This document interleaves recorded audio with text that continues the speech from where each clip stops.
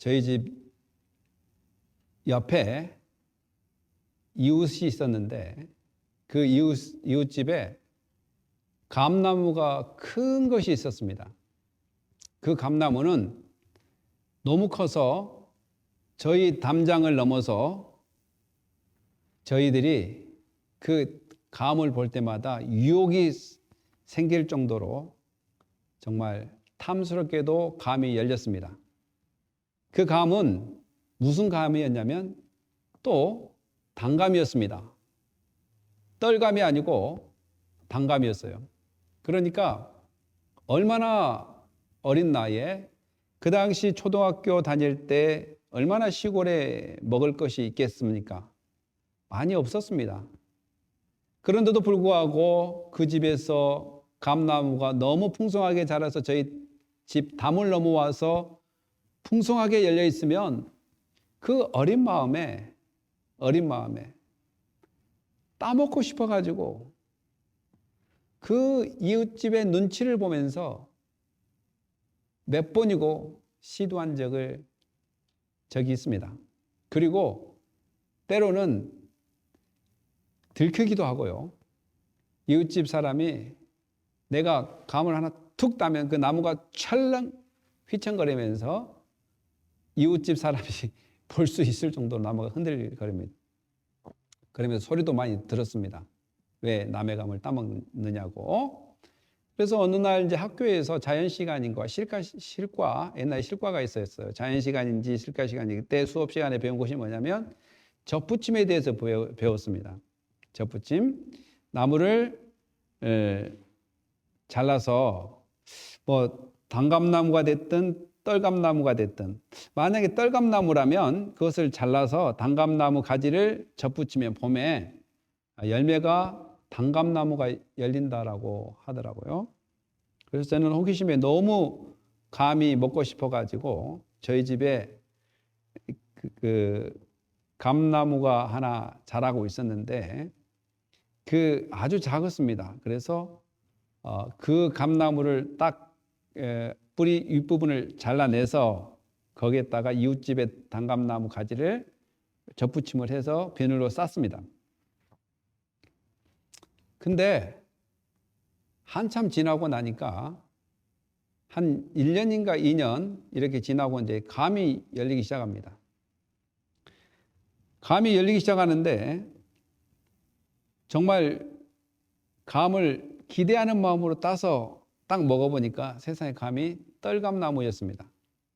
접붙임이 잘못됐는지 내가 가지를 잘못 접붙였는지 모르겠지만 떨감나무가 되어버렸습니다. 그때 그 생각이 아직도 선명하게 납니다.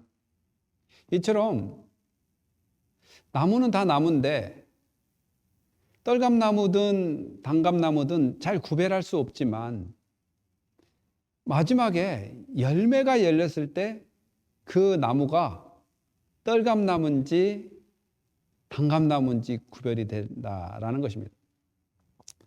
예수님도 이러한 자연의 이 현상을 통해서 제자들이 알아들을 수 있도록 얼마나 열심으로 하나님의 말씀을 가르친지 모릅니다.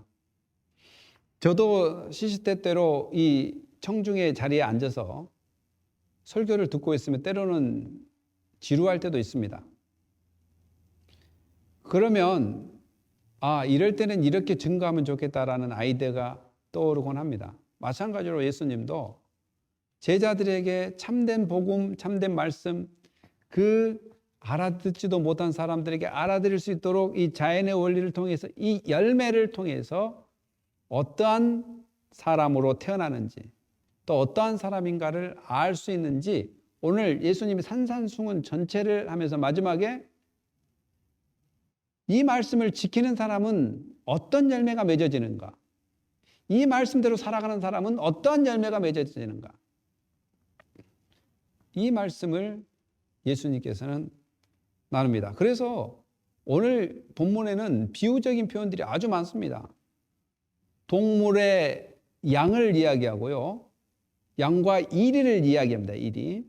그리고 좋은 나무와 나쁜 나무, 또 나쁜 나무는 가시나무, 엉겅퀴 이런 식으로 해서 더 확대돼서 이야기를 하고, 또 아름다운 열매와 나쁜 열매를 이야기하고, 또 반석의 집, 모래의 집, 그리고 지혜로운 자, 어리석은 자. 그래서 이 이분법적으로 이거와 이것을 잘 구분해서 제자들이 알아듣기시게끔 예수님께서 이야기합니다.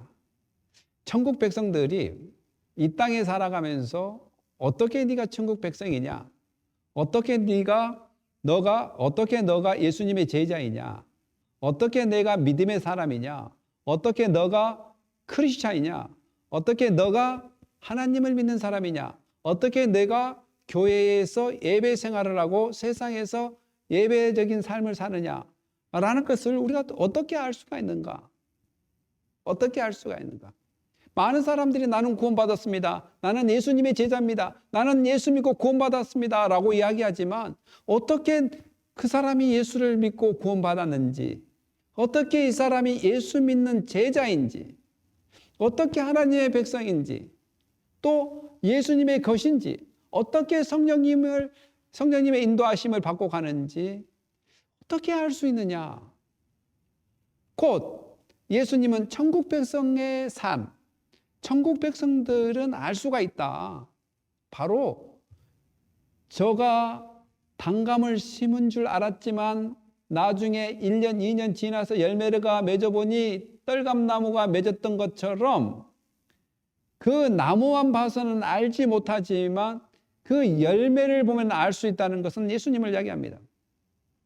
오늘 크리스찬들도 마찬가지로 다 예수 믿는다, 나는 구원받았다, 나는 교회 다닌다, 심지어는 나는 큰 교회 다닌다, 심지어는 나는 유명한 목사님이 설교하는 교회 다닌다, 나는 어떤 연예인이 다니는 교회 다닌다 라고까지 자랑을 합니다.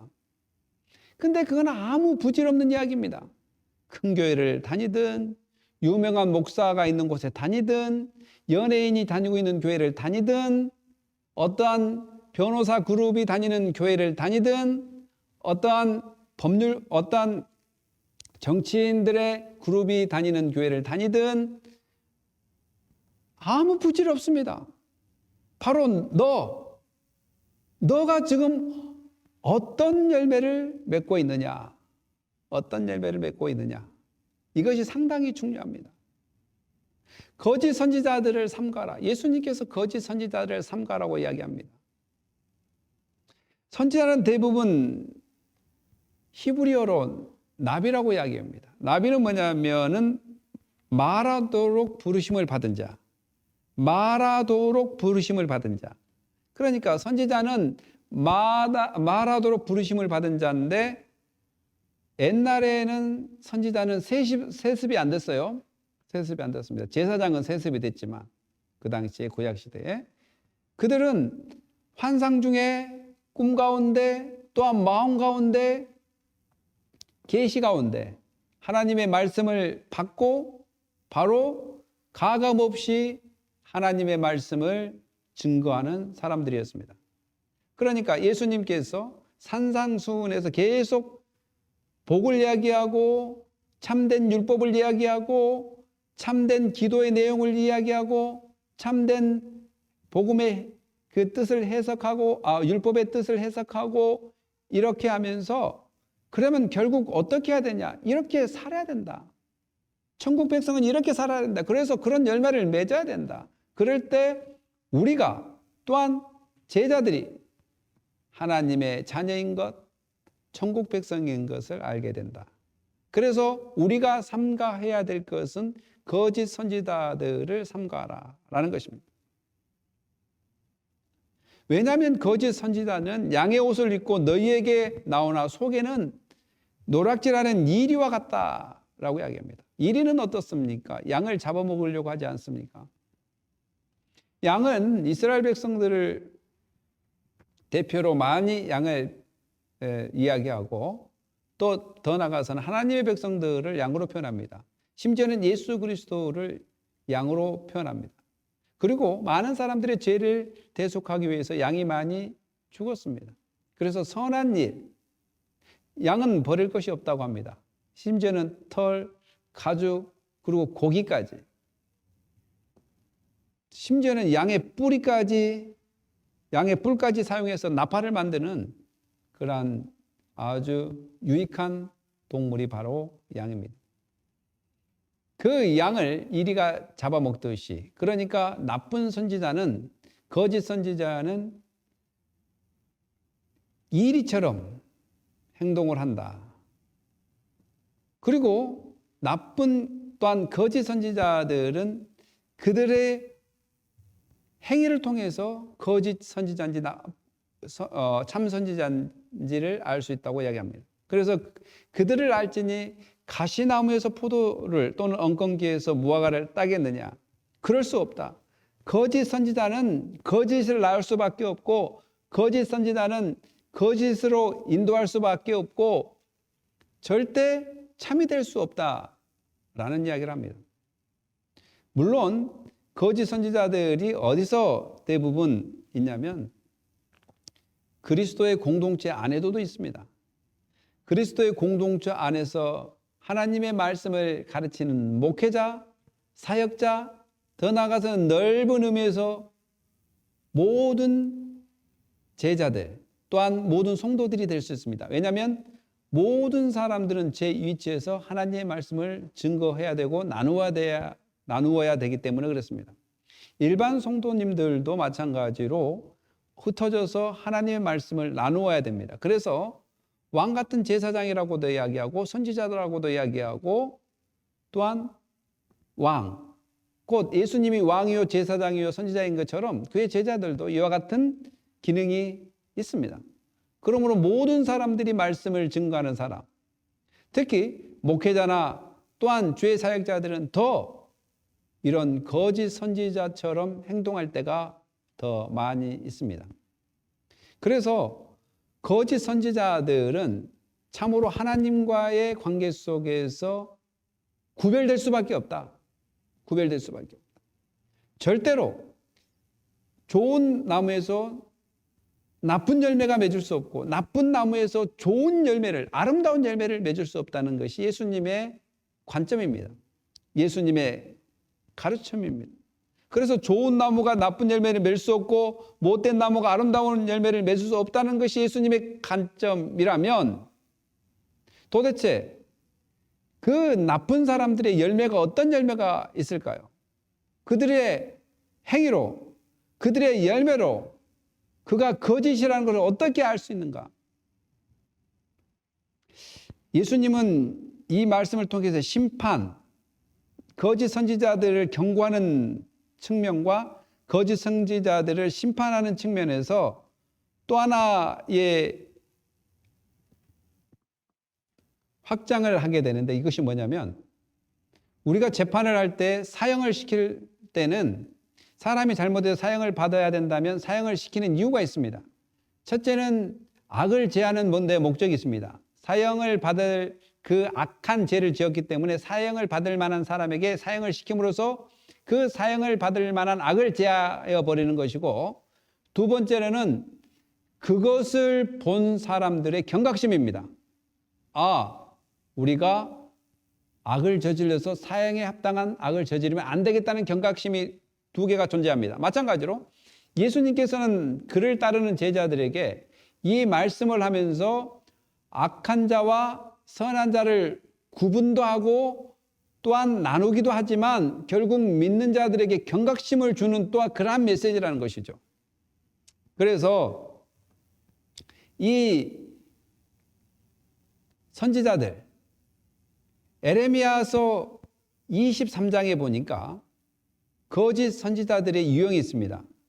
에레미야서 23장에 보니까 거짓 선지자들의 유형입니다. 거짓 선지자들은 도덕성이 없습니다. 그 말은 뭐냐면 도덕적인 생활을 하는 것, 윤리적인 생활을 하는 것 같지만 실제로 그들의 개인적인 삶, 그걸 보면 정말 형편이 없습니다. 여러분들, 제가 앞에 서 있지만 저의 삶도 형편이 없습니다. 설교는 뻔질하게 그릇들하게 하지만 뭐 잘하지는 못하지만 그럼에도 불구하고 이 설교한 만큼 내 삶이 하나님이 기뻐하는 삶으로 도덕적으로 윤리적으로 살아가지 못할 때가 상당히 많이 있습니다. 그래서 저도 이 말씀을 들으면서 회개를 합니다. 그 당시에 거짓 선지자들, 에레미야서 23장에 나온 그 거짓 선지자들은 하나님을 믿는 것 같지만, 하나님을 노래한 것 같고, 하나님을 증거한 것 같지만 바알을 섬겼습니다. 바알. 하나님이 아닌 다른 신을 섬겼다는 것입니다. 오늘 예수를 믿는 많은 사람들이, 또 하나님의 말씀을 증거하는 나를 비롯하여 모든 목회자들도 마찬가지로 하나님 말씀을 증거하지만 근심과 걱정과 고통이 생기면 하나님을 찾는 것보다 또 다른 뭔가를 찾아 헤맬 때가 많이 있습니다. 저는 이 말씀을 준비하면서 얼마나 내 마음이 찔렸던지 모릅니다. 에레미야 선지자가 이야기한 그 말과 같이, 에레미야 23장에 이야기한 것 같이 하나님의 말씀을 의지하고 증거한 것 같지만 결국 증거만 하고 실제로 하나님을 의지 않고 눈에 보이는 물질을 의지하고 눈에 보이는 관계를 의지하고 눈에 보이는 모든 사물을 의지하고 살아가더라는 것입니다. 저도 마찬가지예요. 하나님 함께 계십니다. 하나님께 도와주실 것입니다. 라고 이야기하지만 실제로 문제가 생기고 어려움이 닥치면 하나님은 내팽개치고 내가 문제를 해결하려고 할 때가 많습니다. 물론 내가 해야 됩니다. 그러나 하나님께 의탁하며 기도하고 하나님의 도움을 청하는 것보다도 너무 어려워지면, 너무 고통스러우면 하나님을 찾을 힘도 안 생깁니다. 다른 것을 의지합니다. 도움의 손길을 의지합니다. 간음, 거짓말하고, 목회자들도 거짓말을 얼마나 잘하는지 몰라요. 저를 보면 압니다. 저도 sometime, 자주는 하지 않아요. 얼마나 거짓말을 하는지. 바로 거짓 선지자들의 모습과 같은 저의 마음, 저도 얼마나 이 설교를 하면서 찔리는지. 거짓 선지자들은 윤리적으로나 도덕적으로 깨끗하지가 않아요. 저를 비롯한 모든 목회자들도 한번 잘 생각을 해보십시오. 하나님 말씀을 증거하지만 어려움이 생기면, 고통이 생기면 어떻게 대처합니까? 또 심지어는 신학을 공부하고 하나님 말씀을 공부한다고 해봅시다. 그 다음에 하나님께서 야 너 개척하러 가라고 하면 네 개척하러 가겠습니다. 하나님의 교회를 세우러 가라고 하면 네 교회 세우러 가겠습니다. 라고 쉽게 대답할 사람이 누가 있냐 이 말입니다. 안전하게 사례비 받고 안전하게 후원을 받고 그렇게 큰 교회 가려고도 다들 발버둥 치지, 복음이 없는 곳에, 또한 참된 복음이 확장돼야 될 곳에 얼마나 흩어져 가느냐라는 것을 한번 생각해 봐야 됩니다.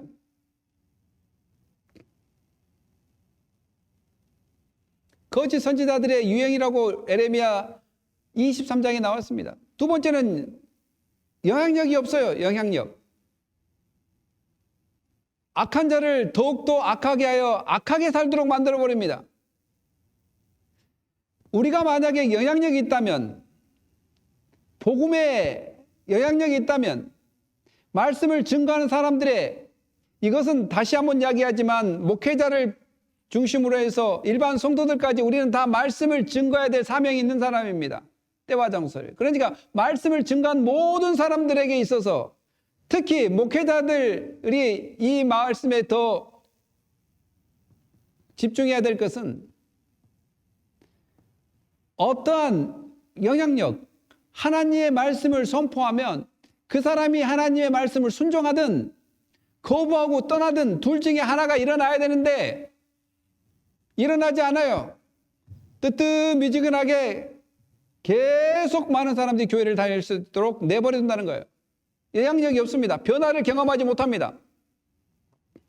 이것이 거짓 선지자의 특징입니다. 열매입니다. 교회는 많이 옵니다, 사람들이. 그러나 차든지 덥든지 하지 않습니다.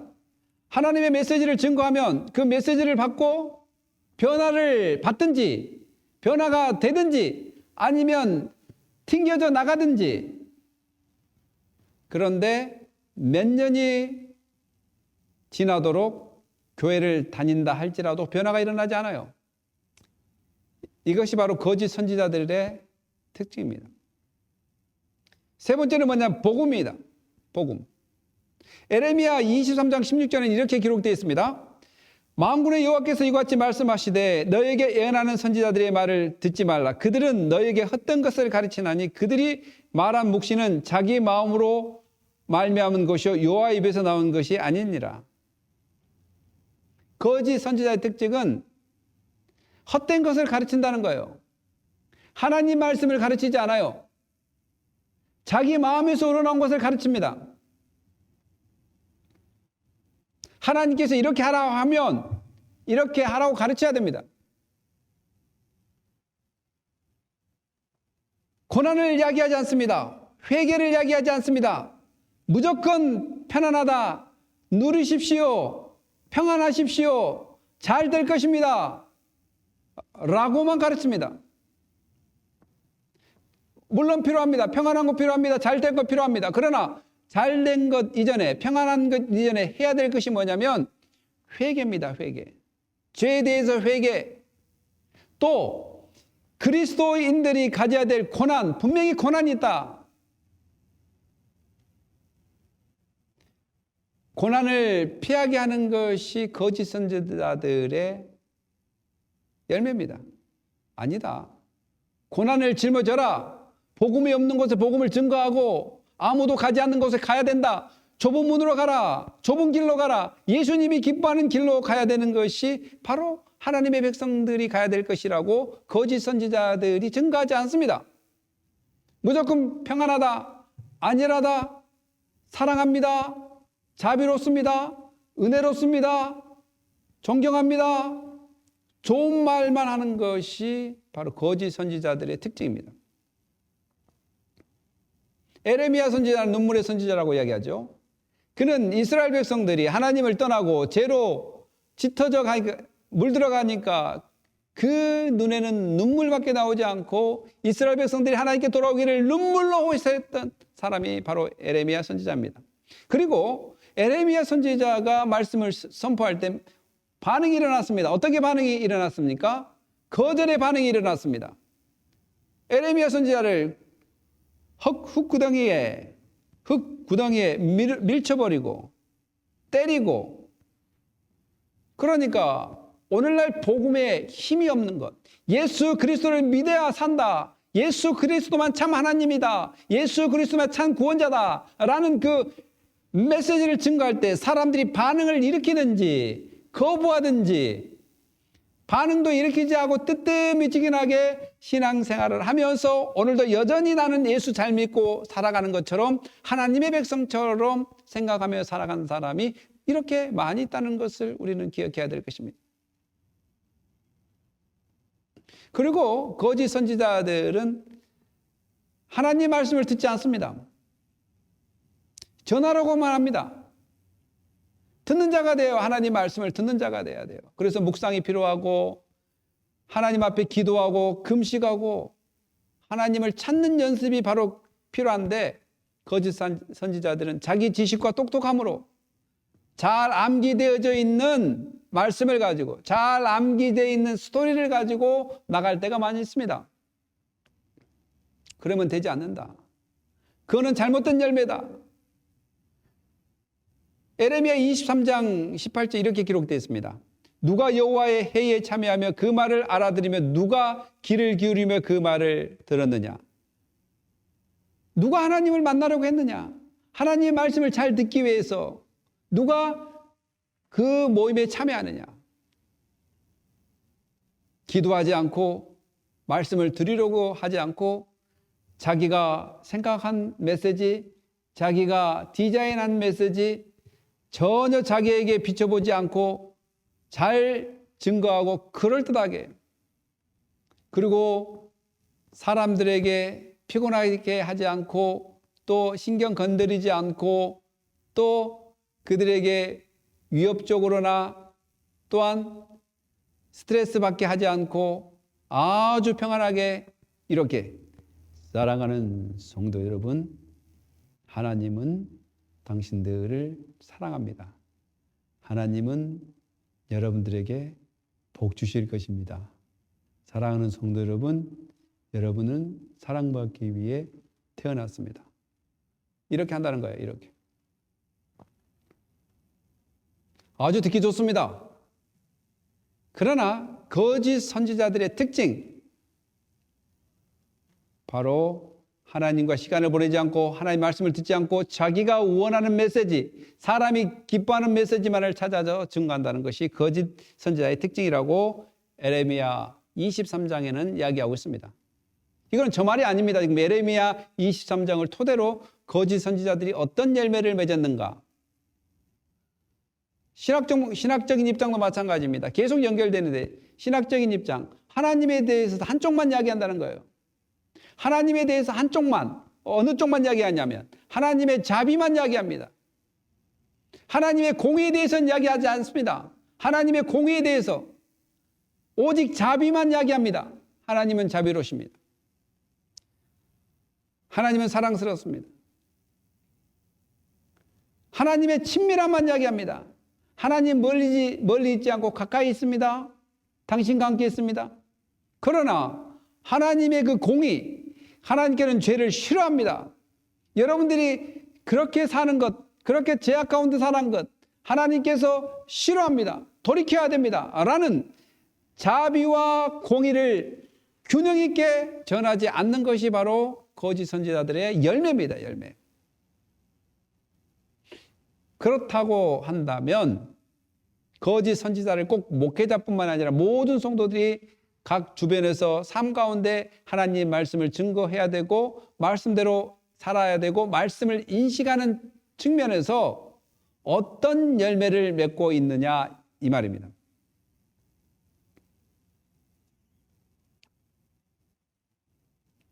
거짓 선지자들은 메시지를 증거할 때 성경을 깊이 연구하지 않고 하나님의 말씀을 깊이 받아들이지 않고 자기가 꿈을 꾸었다, 자기 마음 가운데 이런 마음이 들었다라고 자기가 꿈꾼, 자기가 생각한 그런 메시지만 증거합니다.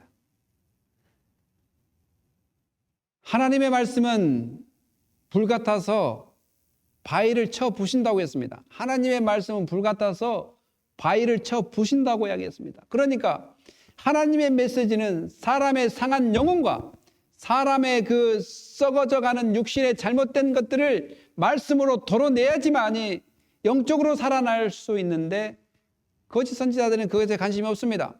영혼이 썩든 죽든 교회만 많이 나오고 교회만 점점 커져서 여러분들이 정기적으로 헌금을 잘 내주면 나의 생활도 안정이 되고 또 여러 부목사를 모셔서 또 그들의 페이를 잘 줘서 교회가 잘 유지된 쪽으로만 나갈 수 있습니다. 여러분 오해하지 마십시오. 다 교회가 그런다는 이야기는 아닙니다. 에레미야서 23장을 유추해 보니까 거짓 선지자들의 특징이 무엇인가를 살펴보니까 그렇게 나올 수 있다는 것입니다. 여러분들이 시간 있으면 에레미야 23장을 한번 읽어보십시오. 거짓 선지자들이 어떤 열매를 맺고 있는지. 그래서 예수님께서 이렇게 이야기하지 않습니까? 선지자들이 예배를 안 드린 것이 아닙니다. 선지자들이 예배를 드린 것뿐만 아니라 말씀을 안 전한 것도 아닙니다. 선지자들이 하나님에 대해서 이야기 안 한 것도 아닙니다. 또 자기들이 이야기하기를 나는 하나님의 자녀라, 하나님의 백성이라고 이야기 안 한 것도 아니에요. 그래서 예수님께서는 제자들에게 가르치기를 나더러 주여 주여 하는 자마다 다 천국에 들어갈 것이 아니오. 다만 하늘에 계신 내 아버지 뜻대로 행하는 자라야 들어가리라. 그날에 많은 사람이 나더러 이르되 주여 주여 우리가 주의 이름으로 선지자 노릇하며 주의 이름으로 귀신을 쫓아내며 주의 이름으로 많은 권능을 행하지 아니하였나이까 하리니 라고 이야기합니다. 목회자들의 희망이 뭡니까? 목회자들의 선망이 뭡니까? 예수의 이름으로 맹한 귀신이 떠나가게 하고 말씀을 잘 선지자처럼 잘 증거하는 것, 그리고 많은 권능을 행하여 이적과 기적이 나타나는 것, 이거 정말 목회자들이 원하는 그러한 희망입니다. 모든 목회자들이 이것을 얻기 위해서 금식 기도하고 산기도 가고 하나님께 간절히 매달린 것이 바로 이겁니다. 선지자처럼 말씀을 잘 증거하는 것, 주의 이름으로 명하지 귀신이 떠나가고 주의 이름으로 많은 권능, 이적과 기적을 행하기를 원하는 것이 목회자들의 바람입니다. 그런데 예수님께서 이런 지하에 이렇게 한다고 해서, 주여 주여 하고 이렇게 한다고 해서 천국 가는 것은 아니다라고 이야기합니다. 아무도 없는 곳에서 금식하고 계십니까? 아무도 없는 곳에서 기도하고 계십니까? 아무도 없는 곳에서 정말 하나님의 복음이 참 진리라는 것을 깨닫고 이 복음을 증거하기 위해서 몸부림칩니까? 험지를 가라면 예, 갈 수 있습니다. 네, 사람이 나를 도와주지 않고 나를 서포트해 주지 않는다고 할지라도 나는 복음을 증거하겠습니다. 그러한 용기가 생깁니까? 교인이 한 명이 없다 할지라도 나는 복음 때문에 설교할 자신이 있습니까? 헌금이 안 나온다 할지라도 나는 예수 그리스도의 복음 때문에 하나님의 교회를 세우겠다는 그러한 용기가 있습니까? 비록 예수의 이름으로 명하지 귀신을 못 쫓아내고 또한 권능을 행하는 능력이 없다 할지라도 또 설교를 유창하게 못 증가한다 할지라도 우리가 가져야 될 마음은 예수 그리스도께서 인정하는 믿음을 가져야 됩니다. 예수 그리스도께서 인정하는 믿음은 오늘도 내가 하나님 말씀이라면 반응하고 또한 그 말씀대로 살아가는 것입니다. 그것이 능력입니다. 그것이 참된 열매입니다. 예수를 믿는 것이 첫째는 참된 영적인 열매요, 예수의 가르침을 따라가며 살아가는 것, 예수의 가르침에 순종하면서 살아가는 것이 참된 열매라는 것입니다. 거기에는 목적이 무엇이냐면 바로 세상의 빛된 역할, 세상의 빛된 그 목적이 있습니다. 그러면 왜 목적이 세상에 빛이 되어야 되는가? 바로 하나님께 영광을 돌리기 위하여 그렇다는 것입니다. 마태복음 5장 16절에는 이렇게 기록되어 있습니다. 이같이 너희 빛이 사람 앞에 비치게 하여 그들로 너희 착한 행실을 보고 하늘에 계신 너희 아버지께 영광을 돌리게 하라. 결국은 선지자 노릇하고 주의 이름으로 귀신을 내쫓고 주의 이름으로 많은 권능을 한들 그 영광을 자기한테 돌린다면, 자기의 이름을 나타내고 자기의 잘됨을, 자기의 이익을, 자기의 목적 달성, 자기를 위한 목적 달성이 된다면 무엇이 유익하느냐? 그 모든 것은 나는 사라지고 바로 하나님의 영광으로 연결돼야지만이 참된 열매가 된다라는 것입니다. 목사님들이 왜 이 선지자처럼 또한 귀신을 내쫓고 또한 능력을 행하는 사람이 되고 싶어 합니까? 대부분 하나님 영광보다는 자기가 유명한 목사라는 것을 나타내기 위해서 할 때가 많이 있습니다. 저도 그럴 때가 있었거든요. 귀신을 내쫓으면, 능력을 행하면, 선지자처럼 말씀을 잘 증거하면 많은 성도들이 몰려와서 교회가 꽉꽉 차고 교회가 성장되어질 거라는 목적이 더 강해질 때가 있었습니다. 죄송합니다. 사실 그랬어요. 내가 이 은사를 받아서 하나님의 영광을 돌리겠다, 하나님의 이름이 나타나야 된다 라는 목적보다는 교회 키우기 위해서 이런 은사를 받기를 원했고, 내가 유명해지기 위해서 교회에 이런 은사를 받기를 원한 적도 있었습니다. 뜻하지 않게, 죄송합니다 하나님. 사랑하는 성도 여러분, 또한 하나님의 백성들이여, 이제는 하나님 앞에 진실하게 신앙을 해야 될 때입니다. 주여 주여 한다고 다 천국에 가는 것은 아니다. 하나님의 뜻대로 해야 된다. 곧 하나님이 가르쳐 주신 그 뜻, 여러 가지 하나님의 뜻이 있습니다. 첫째는 가장 큰 하나님의 뜻은 모든 백성이 예수 그리스도를 믿고 구원받는 것이 하나님의 뜻입니다. 그리고 항상 기뻐하고 쉬지 말고 기도하고 범사에 감사하는 것도 하나님의 뜻입니다. 그런데 여기서 하나님의 뜻은 예수 그리스도의 참된 율법의 가르침을 잘 따르고 섬기고 그것에 대하여 행동하는 것이 또한 하나님의 뜻입니다. 곧 예수 믿는 것과 예수 그리스도의 가르침을 따르는 것이 바로 하나님의 참된 뜻이라는 것입니다. 그러니까 예수 믿고 구원받는 것과 예수 믿는 사람이 그 가르침을 따라가는 것은 분리할 수가 없습니다. 그러므로 누구든지 나의 이 말을 듣고 행하는 자는 그 집을 반석 위에 지은 지혜로운 사람 같으니 비가 내리고 창수가 나고 바람이 불어 그 집에 부딪히되 무너지지 아니하나니 이는 주추를 반석 위에 놓은 까닭이요. 사랑하는 성도 여러분,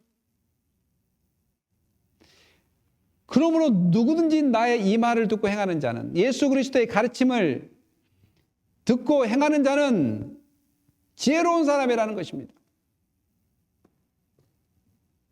나의 이 말을 듣고 행하지 않는 사람은 어리석은 사람이라고 이야기하고 있습니다. 곧 예수 그리스도의 가르침을 듣고 행하지 않으면 어리석은 사람이라.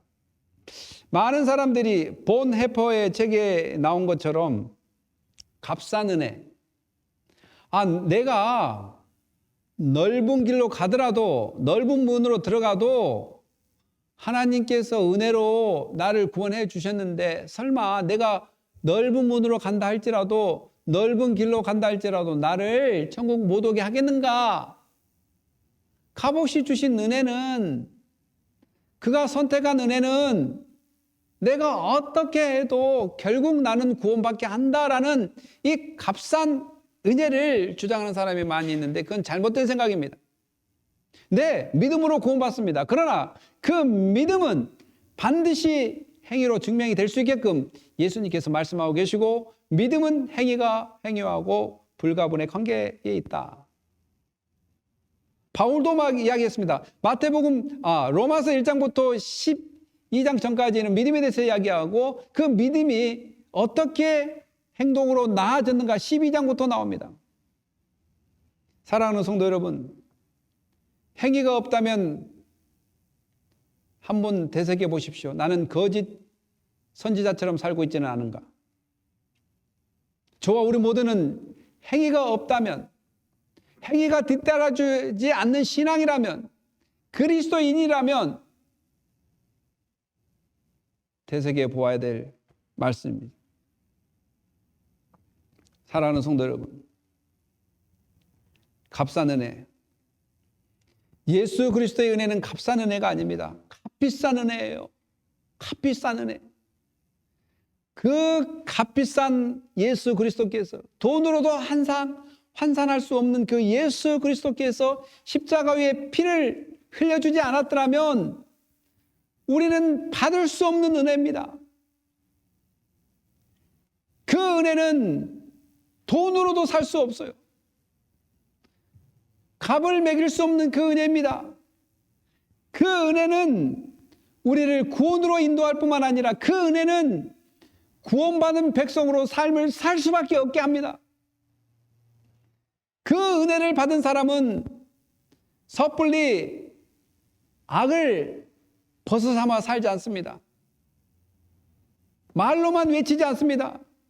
참 그 은혜를 발견한 사람, 예수 그리스도의 참 은혜를 발견한 사람은 마치 나쁜 나무에서 아름다운 열매가 없듯이, 좋은 나무에서 나쁜 열매가 맺을 수 없듯이, 분명히 참 은혜를 받는 사람, 거룩한 은혜를 받는 사람, 그 값으로도 환산할 수 없는 예수 그리스도의 값비싼 은혜를 받는 사람은 말로만 외치지 않는다는 것입니다. 사랑하는 성도 여러분, 제가 요즘 개척을 하니까 주위에서 많은 사람들이 저에게 어드바이스, 많은 조언들을 합니다. 그 중에 기억났던 조언이 있는데, 목사님, 참 남들이 쉽게 결정하기 어려운 개척을 하시군요. 저는 개척교회 목사님들이 대단하다고 생각합니다. 그분 말에 의해서 그래요. 그분께서. 그리고 큰 교회는 성도들이 다 서포트해서 사회비 제대로 받고 사택도 제공받고, 그런데 목사님은 그러지 않고 그렇게 살아가는데 정말 대단하십니다. 저는 그래서 개척교회 목사님들이 정말 존경스럽습니다. 그리고 정말 훌륭합니다. 그렇게 이야기하시더라고요. 그러면서 그분이 거기까지만 했으면 괜찮은데 어떤 이야기를 했냐면, 그런데 저는 큰 교회만 다녀봐서 저는 개척교회 다니기는 힘들더라고요. 이렇게 이야기하더라고요. 여러분, 이 말이 맞습니까? 존경을 하지 말든지. 그 말이 무슨 뜻입니까? 본인이 지금 교회를 다니지 않아요. 아무 교회로 다니지 않아요. 그동안 큰 교회에서 열심히 다녔고 큰 교회에 잘 봉사했다고 합니다. 그런데 개척교회 목사님 존경하고 위대하고 잘 결정하고 정말 어떤 큰 교회 목사님보다 더 위대하신 분이 개척교회 목사님이라고 이야기하면서 본인은 그동안 큰 교회만 다녀봐가지고 개척교회는 못 가겠다는 거예요. 이 말이 무슨 말일까요? 저는 지금도 해석이 안 됩니다. 그렇습니다. 기독교인들이 대부분 그렇습니다. 왜 큰 교회 가느냐? 인맥이 넓어진다. 왜 큰 교회 가느냐? 서비스가 좋다. 교회를 이렇게 만든 원인이 누구일까요? 바로 거짓 선지자들의 행위가 아니었을까요? 복음을 받아들인 사람, 말씀을 받아들인 사람들이, 예수 그리스도의 은혜를 받은 사람들이 해야 될 것이 무엇일까요? 복음 없는 곳에 복음을 증거하고 고난과 고통을 짊어지고 예수 그리스도께서 원하는 삶을 살아야 되는 것이 아닐까요? 사랑하는 성도 여러분, 여러분들에게 나는 그런 은혜가 있기를 원합니다. 말에 있지 않고 실제로 하나님이 기뻐하신 곳에, 하나님이 원하는 곳에 예수 그리스도의 복음을 증거하고 선포하는, 이제 주님 오실 그날까지 예수 그리스도의 사랑을 가지고 선포하며 증거하며 해로울지라도 말로만 하지 않고 실제로 예수님의 가르침을 실제로 따라가는 그런 삶을 살 때 구원의 열매뿐만 아니라 행위의 열매도 맺어서 곧 그 두 개의 열매는 하나님께 영광을 돌리는 그런 은혜가 있기를 간절히 예수 그리스도의 이름으로 축복합니다. 기도하겠습니다. 할렐루야. 하나님 감사합니다.